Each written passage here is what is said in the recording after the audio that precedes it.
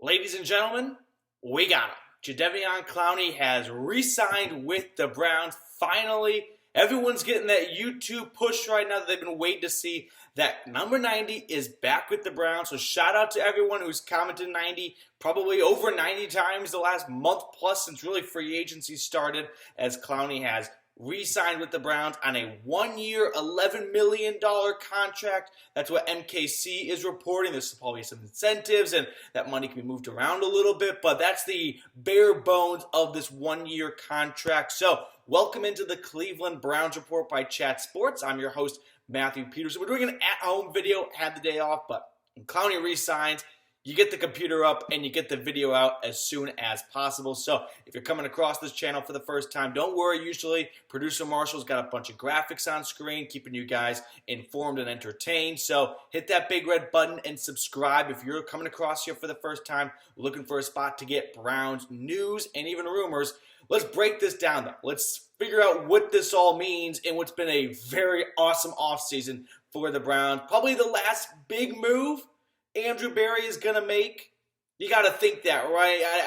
I don't know what else what other things he's got up his sleeve, but I'm thinking Clowney coming back to pair up with Myles Garrett. He had a 9-sack season last year. His most since he was with the Houston Texans back in, was that 2018? Yeah, because after that he went to the Seahawks. I think he had 3 sacks there. He had none with the Titans there in Nashville last season. So I think this is a great move for Clowney. Like, no bias in here.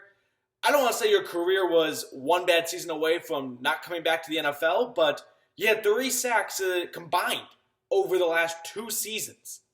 You get 9 this past season. So if you had another 0-sack year, you might not be in the NFL again this year. It helps when you work opposite of Myles Garrett, right? He draws a ton of attention, which allows you to flourish a little more. But now I'm thinking about this depth chart here and what it's going to look like for the Browns across the entire defense. But first, let's get some 90s in the chat. Let's let them really feel the love from the dog pound one last time by spamming 90 down below. Shout out to everyone who made this a mission of theirs, like me, this entire offseason, to do what they can to try and bring Clowney back to the Browns. I know it's just YouTube comments, but I'm a somewhat believer that these athletes, they love to see what the fans are saying about them. A lot of them are curious. What are people saying about me? And they want to look, and they see 90 in there 9,000 times, yeah, they're going to feel the love and maybe go, all right, screw it. Sorry, Carolina. I'm not going to the Panthers. I'm staying in Cleveland with the dog pound. So let's get some 90s in the chat. But let's talk about this move, right? Let's get down to the X's and the O's of it. I'm thinking about this defense. And I'm thinking about how you're bringing back all the key players from last year. You're getting better across the board, right? You're looking at players like JOK and Denzel Ward and Greg Newsome, who are only going to get better and better. And you don't have to roll the dice on, what would it look like if Chase Winovich or you started rookie Alex Wright opposite Myles Garrett? No. You bring back that nice Batman and Robin combination you had last year, and you let Alex Wright sit for a season, probably, right behind Winovich. He'll come in for some obvious passing situations here and there, but you let him mature, you let him develop a little bit more, because Clowney's on a 1-year deal, and so I think probably the idea is, hey, let's think down the line here with that draft pick of Wright, and let's bring Clowney back, and maybe after sitting for not quite sitting, but, not being tossed into the starting lineup your rookie season, letting him work up a little bit, and then becoming that future Robin for Myles Garrett, hopefully for years to come. Okay, more things on Clowney, though, as we recycle to the news a little bit. I'm a little surprised that this deal did not come after June 1st. That's what a lot of people thought, was that once Austin Hooper's money became available, post-June 1st cut, they'd get the deal done. No, May 22nd, which is, by the way, right in between, Clowney loves to wait. Last year, he re-signed with the Browns, April 9th or 14th, one of those 2 days. I've got both in my brain. He didn't sign with the Titans, by the way, back in 2020 until 3 days before week 1 kicked off. He really waited. And people thought this go around, all right, looks like he's going to wait for OTAs to be over with. Nope, because it's May 22nd, and that starts in a couple days. So he decides to re-sign before then, and doesn't come after June 1st. I thought the language used was the Browns, like Mary Kay saying the Browns and Tom Pelissero and Ian Rapoport saying they have come to agreement on a 1-year, $11 million contract. Was like, all right, so did they finally just get this deal done now? Or was it what we all kind of thought it was, which is that they had a deal under the table, and for whatever reason, they were going to wait, whether that was post June 1st or after OTAs, and both sides were happy with that. But instead, they get it done before both of those deadlines kick into effect. So shout out to Andrew Berry for putting together an awesome roster this year. In fact, let's talk about this roster. Let's focus on the defensive side. I want to ask this question. Is this a Super Bowl defense?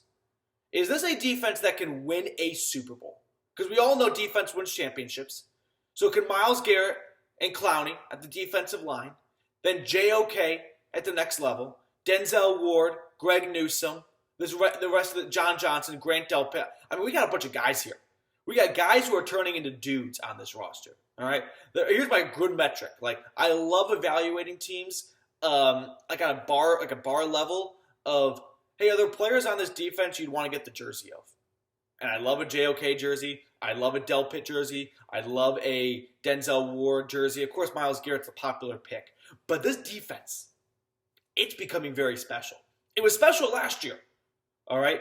Joe Woods, like weeks 2 through 6, was kind of in my dog pound, right? He was kind of in my doghouse.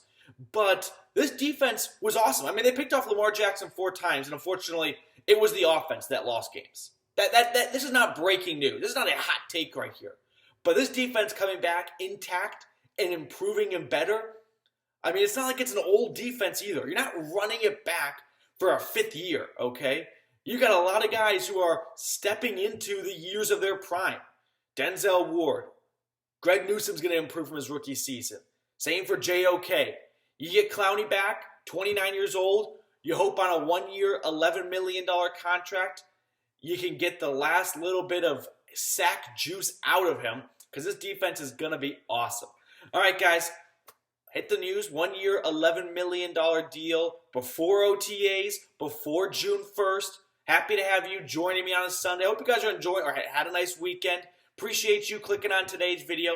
Make sure you hit that big red button, subscribe, because we break down everything related to the Cleveland Browns. So if you want Browns news and rumors throughout the entire off season, make sure you subscribe. You know what? Actually, we couldn't even find a movie to watch today. Let's talk more about Browns football. I don't want to sign off just yet.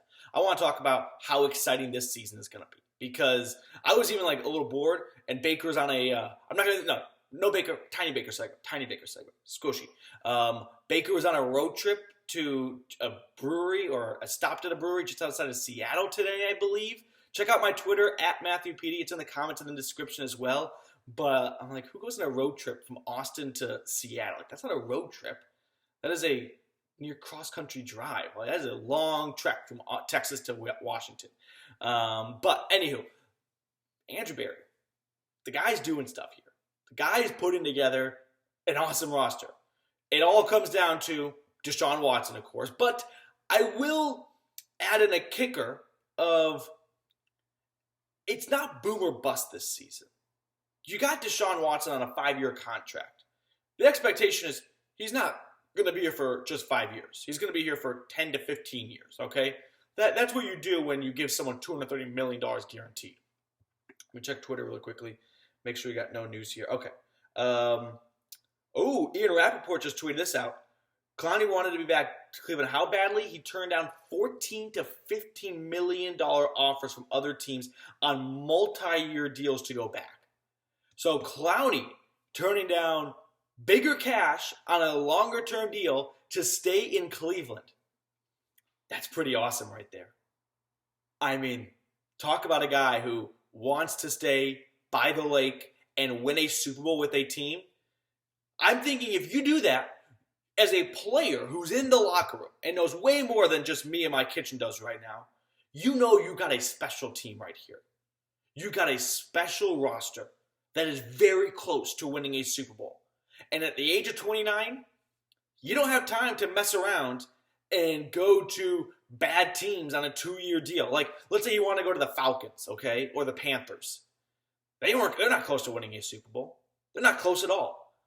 And for Clowney to go, yeah, get some extra money at the end of my career because let's face it, I don't have many paychecks after this. I don't have many contracts come my way after this one.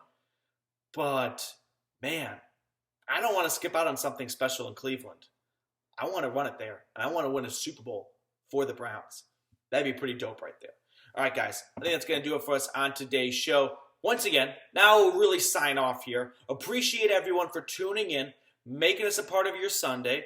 Hope you guys have a good rest of your Sunday. You better be smiling because 90 is back.